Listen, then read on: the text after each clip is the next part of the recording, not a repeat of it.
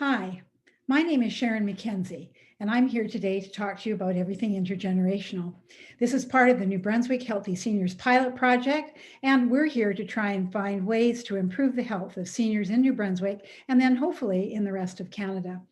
Some people may ask, why is a teacher from BC working in a project in New Brunswick? And I wanted to just give you a little bit of background. I actually work nationally with an organization called the Eye-to-Eye Intergenerational Society, which was formed in 2008.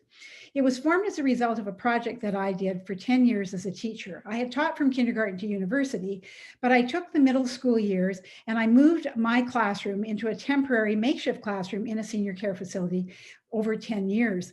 And from that project, we found all sorts of incredible information about the relationships that children and seniors can have.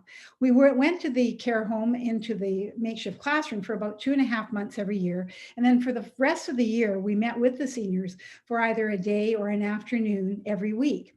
And those relationships were lasting relationships. They were game changers. I actually took my class there thinking that I would be breaking down stereotypes, how seniors thought about young people and how young people thought of older people. In fact, what I did was I opened up a beautiful jewel box just full of all sorts of opportunities for social connecting. So when I heard that there was a possibility of promoting some of the resources that I've written for Public Health Agency Canada through the New Brunswick Healthy Seniors Pilot Project, I applied for funding. And that is how we came to have the Intergenerational Action Plan. Of course, now kind of changed a little bit because of COVID. So we're planning to do workshops and help people understand what are some of the best promising practices of intergenerational activities. I'll also talk about 2 resources that were part of a project with the federal government where they were looking at a 3-year span of not intergenerational, but of senior abuse and prevention. So they were looking at ways that we could inform people and inform seniors about situations of abuse and bullying so that they could become more aware of that and hopefully that we could prevent that. I wanted to just share my screen with you to show you the goals of this particular project. So you'll see here that basically everything that's having to do with the New Brunswick Healthy Seniors Pilot Project is to improve the health of New Brunswick seniors. And you'll see an asterisk at the bottom of this page. And this is actually supposed to be used as a guide and an example and a model for the rest of Canada. So good for New Brunswick, so getting involved in this. So how are we going to do this? How are we going to improve the health of seniors using intergenerational activities? Well, first of all, through webinars, we're trying to inform as many people in New Brunswick as possible about the best promising practice of intergenerational, and we want to create a New Brunswick intergenerational network. We also want to share through the webinars 3 different government resources, one which was actually produced right in the province of New Brunswick, which I'll be really thrilled to tell you about. And we want to share also the fact that June 1st was proclaimed by New Brunswick government several years ago as Intergenerational Day Canada in perpetuity. So Manitoba and Ontario also have done that. They've actually created laws. So this is a day that we can celebrate and say, hey, look at all the great things that we're doing in terms of intergenerational activity. At the end of this project, we hope to give the government a list of current projects in New Brunswick, intergenerational projects, no matter how big or how small. And obviously intergenerational supporters, people like yourself who might be interested in carrying on further. Okay, so I want to talk to you, first of all, what is intergenerational? I want to give you my interpretation of it because that's the one that I'm going to be speaking from. When I think about intergenerational, I think about young people, so people from kindergarten age or even before that to up to university age, to older people from 55 to 60, et cetera. Sometimes people think about younger seniors and older seniors as that being intergenerational. I mean, your interpretation, it could be various ways as well. But for me, I really think that investing in young people at an early age with attitudes about older people and about aging is really a long-term investment that pays big dividends. And I've seen that because some of my students in 2000 are now parents and their parents are aging. And I've had reports back that there's been a tremendous amount of empathy and understanding of some of the issues of aging. So I think it's really important. It's very important for us to recognize the fact that by working with young people, we give them a whole lifetime of opportunities to not only engage with older people, but to look at their own aging issues as well. The two things that we really talk about is that kind of engagement is purposeful. Lots of times there's older and younger people in a room or whatever, and we don't really recognize how powerful that really is. And so what we're trying to say is make it purposeful. Really think about this. It is a thing. It is a real way to improve mental and social health. It also has to be respectful, and that's really, really important when you bring younger and older people together. So two ends of the aging spectrum, just like a rainbow, bringing it together. And when you have those people together, you have some magic that happens. It's really important because isolation and loneliness was, even before COVID, it was the leading cause of health issues in Canada. And it's been around for a really long time. And it's really, it's something we really need to do something about. And I think intergenerational activities and relationships is a great way to start. People who are isolated and lonely are not just older people. Young people as well. I've worked with young people for my whole life. I had 3 sons myself, and I have seen that young people struggle with isolation and loneliness. So what better way to take isolation and loneliness in older people and isolation and loneliness in younger people and bring them together in purposeful and respectful ways? Suddenly you have a connection, and no longer do you have to be totally isolated or lonely. There's a lot of ageist issues in our society, and more of that has come out obviously because of COVID. But one of the things that seniors and kids have always had in common is they're changing social circles. And this is really something that's quite significant. When you're an older person, you never ever know what your social circle is going to look like the next day.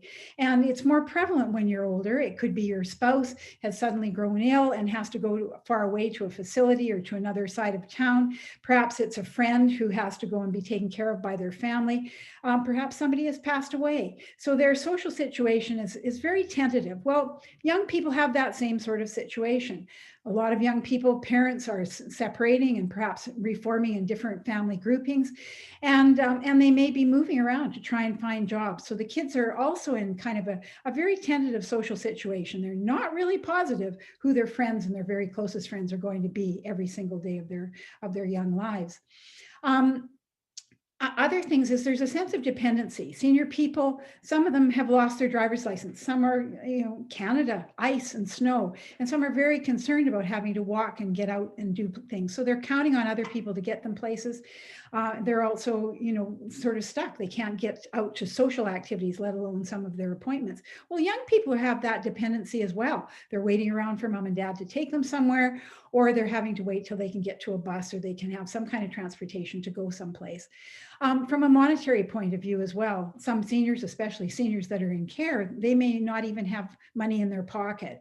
And so for them, their sense of being able to pay their way or make money to pay their way, it's one that stresses some of them very much so. And it does for younger people as well. They don't have jobs. They may not get an allowance. They may not have a family that can afford many things. And so for them, all of that purchasing things and our great consumer society that we're so much involved in becomes quite stressful for them. They also have some funny things that they laugh about. If they lose a tooth, they both laugh. If they fart, they both laugh. And that's one of the things that's really great about young people. On all my work over all these years with seniors and kids, I've never ever seen a child who doesn't have a smile on their face after they've worked with a senior. And I've never had a senior who hasn't had a smile on their face and sometimes even a little happy tear in their eye because of some activity that they've done with a younger person. The one thing that's really critical about young people and old people as well, or older people, is that they have time. Older people have time. There's many people that are, once they've retired, they've never been so busy in their lives, but they're also able to prioritize their time and on things that they think are really important. So they have the time, they can find the time. And young people, we know, have time. And especially now, if we can get them off of their screens and so forth, it's really advantageous for them to have that time spent in more social encounters with real people. And so if you have people in the senior realm and people in the younger age group that have time, they too have time to come together and talk about things and just reflect, which is a wonderful, wonderful opportunity. And a lot of people in the work world don't have time to do things like that. They're very busy.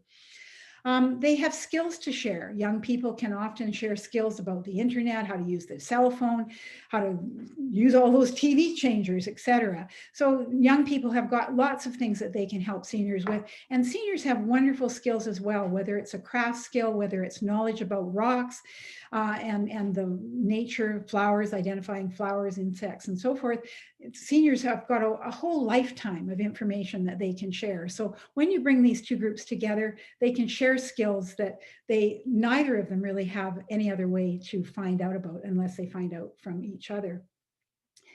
I think there's a real sense of entitlement in young people. Lots of times we hear that spoken about. People have the cell phone and the young person says, well, why shouldn't I have a cell phone? Everybody has cell phones. And it's sort of fait accompli. That's the way it is. But if you talk to a senior, and I'm only 72, but when I was a young girl in Alberta, we still had telephone lines that ran through the top line of the barbed wire fence. So, you know, two shorts and a long, you had to ring, it was a party line. When seniors tell stories about that, those kinds of things that we have in our society now, that we didn't have in our society, we didn't have cell phones, and we tell them about the history of how we came to have things like that. I think there's a great appreciation.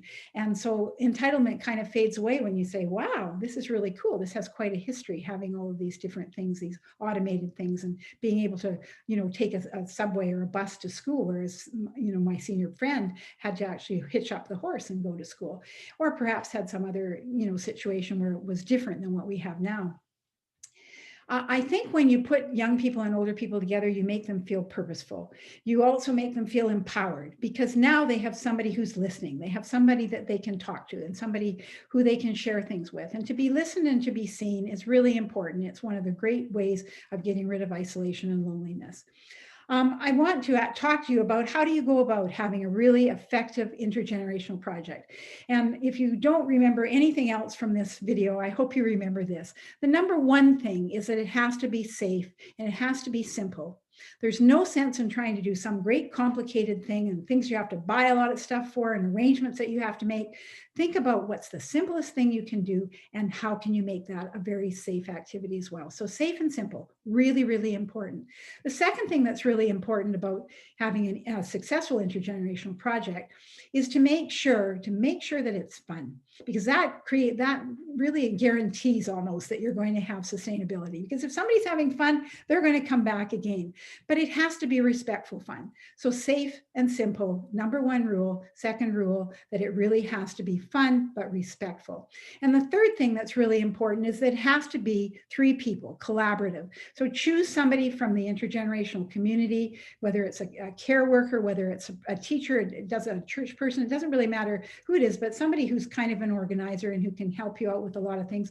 You have to have a representative from the senior community and one from the youth community, no matter how young. And have those people come together right from the very initiation of the whole idea, planning stage, the brainstorming, right to the follow through. And then when it's over, have them come together and say, what did my group think was good about this? What was bad about this? What could we improve? And hey, it was so much fun. Let's do it again. So 3 rules: safe and simple, number 1, fun and respectful, and 3 people. Always 3 people, collaborative. I've been part of a lot of fabulous projects by service clubs and so forth across Canada, and there's always 2 reasons why they seem to fail. One is that funding is gone, wasn't a simple enough thing, so it cost money. And number 2, the person who was the one leader has disappeared or has gone on to another job or something. So if you have a tripod of people, just like putting your camera safely on a tripod, if one leg falters, the others can hold it until you can find a refund or a refill person for that 3rd spot.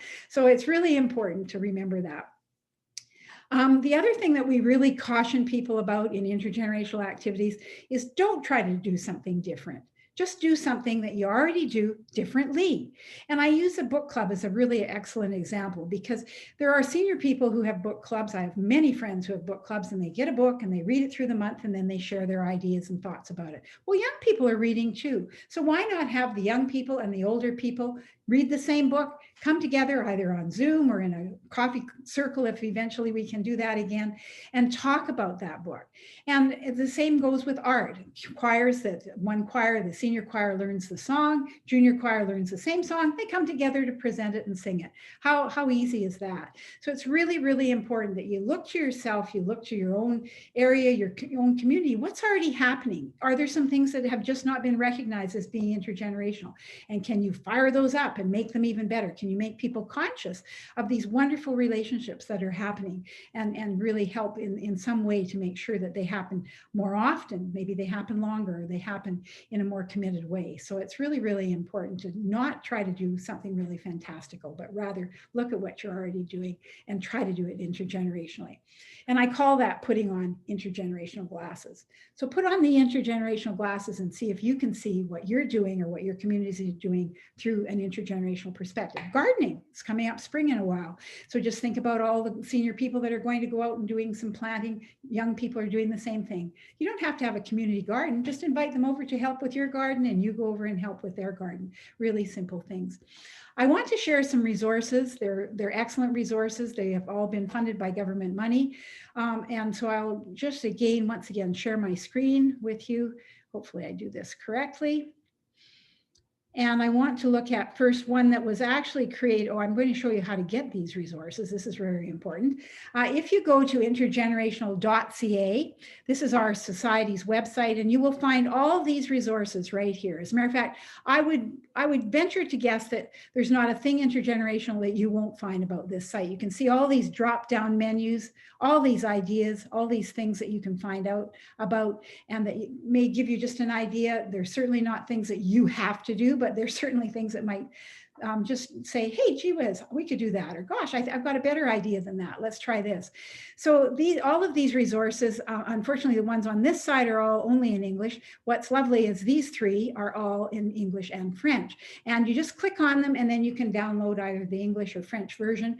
These two, as I had mentioned earlier, were part of a federal initiative for elder abuse awareness and prevention.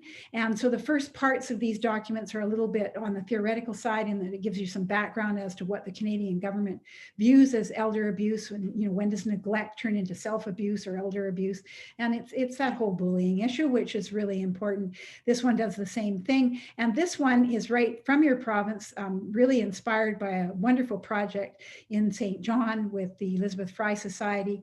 And it's just a really great resource, and we're going to have a closer look at that. This is also a really great movie I'll just bring your attention to. It's only 10 minutes. It's a 10-minute short of an hour-long movie that was made about the Meadow School project, which is that 10-year project I talked about in British Columbia, where I moved my students into a makeshift classroom for 2.5 months. And we combined all of our activities together and then carried that on a weekly basis for a day each week until the end of the year. But it's a really, if you have anybody who says, gee whiz, I don't know what's good about intergenerational, have a look at that movie. It pretty much brings a tear to everybody's eye. It's really touching. Okay, let's have a look at this first one. This is Connecting the Generations. So this is okay, I'm hoping that you're still seeing this. This is the project booklet from New Brunswick. Minister at the time, Lisa Harris, was the one who made sure that this came to fruition. And although I did consult on it, the information in here is totally New Brunswick, and it's really, really excellent. What I really like about it, I'm going to just slide down here and show you a couple of pages. It's very straightforward for community groups wanting to get started. So you can see here, intergenerational planning. It's really great. You can just follow this cycle. They have a lot of great sidebars. You'll see these little tips like this, and they're sometimes at the bottom, sometimes at the side. Lots of nice white paper on this in this particular resource, so it's very easy to follow and quick to look at. But these little tips are really, they're wonderful. They really would be very helpful if you're looking at starting a project. And then I want to just come to this last page 23. I'm just kind of hopping through here. Here's an example of a checklist. How handy is this? How you actually bridge the gap and how you actually get started. And I really love it that they've got right in here, encourage the spirit of collaboration. That's what I had talked about, that tripod. So a really excellent resource, again, out of St. John, the Elizabeth Fry Society, and Judy Murphy was part of this project, and it certainly is one that you should be proud of, and one that is really worthwhile referring to. I want to then take you to the teen kit. This one is companion to the WeAdd June 15th, World Elder Abuse Awareness Day. But I actually had worked with groups of students from across Canada, from St. John's, Newfoundland, right to Vancouver Island. And what we realized was June 15th was a really bad day for young people to be concerned about seniors and really focused on helping them out. So what we decided to do, the kids, the collegiate people in St. John's, Newfoundland, was to start Intergenerational Day Canada, so that what we could do on that day was to present projects and ideas and show how coming together intergenerationally was so positive. And then in this particular kit, you will, I'll just take you to the table of contents for a moment, but you will see further down where they've actually talked about the different kinds of projects that you could do. Oh, I'm actually skipping ahead here just a second. I wanted to share with you this page because sadly, this is something that this book does talk about. And if you're working with teenagers or older youth, it really is worthwhile touching on this. And there's some very good examples in this resource on how to do that, how to come bring children and young people's awareness, not children so much. Children are more in the sense of being aware of being bullied, and seniors are bullied as well sometimes. But this one is really talking about mistreatment and neglect from a technical and actually legal point of view in Canada. They've actually added sexual abuse to this as well, because there are some very serious situations of elder women in camps in other parts of the world where abuse has been taking place. So it's saddening, but it's worthwhile looking at this because knowledge gives us strength and it gives us power. And if we know about these things, then we can do something about them. So these, all of these projects that are in this particular, I'm not skilled at finding the page quickly, so I apologize for holding you up here. Here's a list of the schools that were involved in this particular project. So all of these projects were done by teenagers, and you can see here some of the different ideas. I wanted to just talk to you briefly about number 7 here. It's called the Coffee Cup Connection. It's really a quick example of something that young people can do either on their own or with older people in preparation for Elder Abuse Awareness Day, June 15th. And what the kids did was they went to a local coffee shop and they got a whole stack of coffee sleeves, and they printed out on sticky paper information about elder abuse, a website that you could go to find out more about it, and the fact that Intergenerational Day Canada was June 1st and that World Elder Abuse Awareness Day was June 15th. And then they took those coffee sleeves back to the coffee shop. And on June 15th, they put coffee cups in those sleeves to hand out to people. So it was a great way for the youth to try and help to spread the word about neglect of seniors and mistreatment of seniors and so forth, and to get people active. And I think sometimes actually even reflecting on how, I mean, you look at cards, a lot of cards that are out there have really ageist attitudes when it's, you know, a card about you aging or about being old, and we sort of laugh at it. There's lots of jokes about older people and we laugh at it, but it's, in a way, it's very subtle, but it is a kind of abusive behavior, and some people really take affront to that.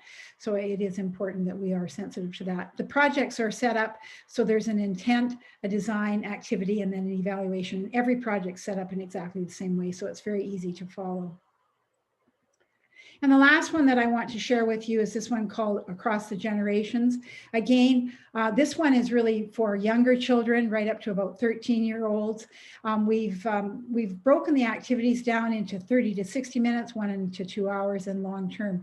There's a project in Fredericton where they're actually working to try and have younger people move in with seniors in spare rooms that they might have and so forth. It's a housing project. That would be considered a long-term and ongoing project. These are projects where you're really trying to work on just not age-friendly communities, but all age-friendly communities. And this one, again, is very simple. It's all color-coded. I'm going to send to you after the webinar a package that has a summary of each one of these resources and then an index, so that you can go to the index and say, I want to find out how to set up a project or how to get a project started. And you can see in each one of those resources what pages to refer to. So trying to make it as quick and as simple as I possibly can for you. I'm going to skim down here to page 22. This gives you an idea of some of the activities. So this is one, what does it mean to be old? So there's ways of people kids just talking about, you know, what do they think it means to be old? And then of course, if you do have seniors involved in this, they can say, well, here's my thought about getting old, because of course they plan to get older. There's all sorts of different things in here that are really apropos to today's youth, and certainly after COVID, a lot of these can be, or during COVID, a lot of these can be adapted. This one is more 1 to 2 hour activities. This one is really interesting. Communication, highly important if you're having an intergenerational activity, really important to make sure that everybody can hear. Also incredibly important that you speak more slowly. I know I've been criticized very often speaking too quickly. Important that you speak slowly, that you enunciate carefully, that you're very careful that you don't use phrases or idioms that either would be misunderstood or could be hurt feelings, in particularly if you're dealing with different cultures trying to communicate.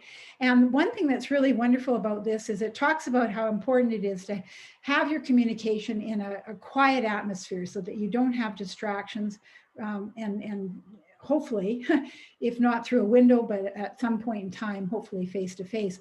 This has also got, I had an artist draw 5 sets of eyes, which is kind of interesting now because so much of our communication wearing masks now really has to come through the eyes. And when I had this done, I was thinking how seniors have can tell so much with their eyes. Maybe it's because we squint, or maybe it's because we have wrinkles, I don't know.